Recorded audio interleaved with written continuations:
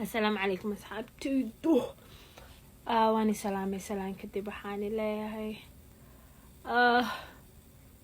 I'm not very good at talking, but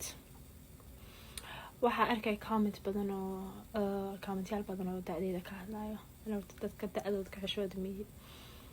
ali wixii ilaahay iga dhigo sax kasasake horta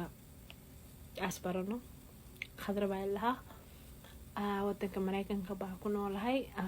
14 jir baan ahay maasha Allah high school waa dhameeyay hadda waxaa dhiganayaa iskool dhigtaa oo abidooyinka qadina so pardon me mid la dhahaa dhigtaa waa dhakhtarka dhiigga qaado sorry computerka korkiisa saaray and yeah